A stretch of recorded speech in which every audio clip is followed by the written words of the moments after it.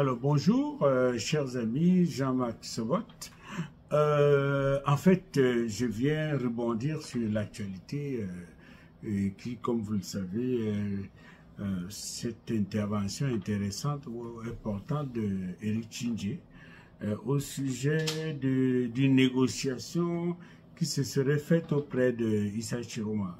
Issa Chiroma qui manifestement a battu M. Biya à l'élection présidentielle, mais ça se déroule dans un contexte où il n'est pas permis de battre M. Biya. C'est un contexte où il n'est pas permis de faire la démocratie. Donc, il faut que les Africains comprennent ça une fois pour toutes. Il n'est pas permis de faire la démocratie dans nos pays, d'accord?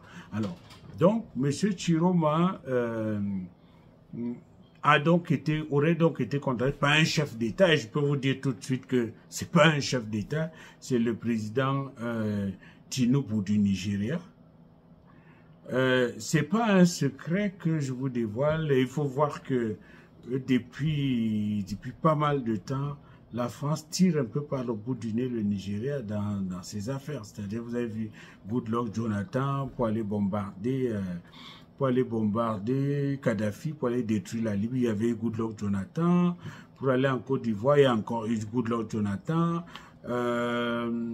Pour extrader les séparatistes camerounais, il y a eu Muhammadu Buhari, et maintenant vous avez Tinubu qui vient, n'est-ce pas, négocier au compte de la France. Et je vais vous expliquer pourquoi après.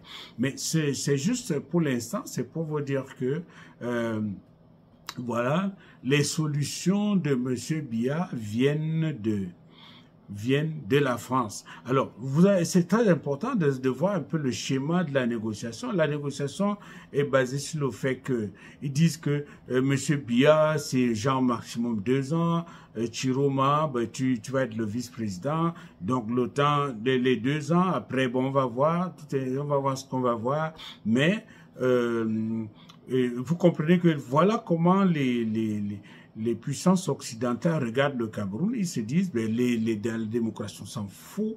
Les Camerounais qui veulent la démocratie, qui appellent la communauté internationale, mais c'est du n'importe quoi. La communauté internationale s'en fout. La communauté internationale gère des intérêts qui sont concrets, et puis les intérêts, c'est pas en fonction de vos votes, c'est-à-dire qu'il y a des intérêts, il faut que les Africains comprennent une fois pour toutes qu'il y a les intérêts qui sont ceux des Africains, qui sont complètement différents des intérêts des Occidentaux, qui faut pas croire à leur discours de relations publiques, hein.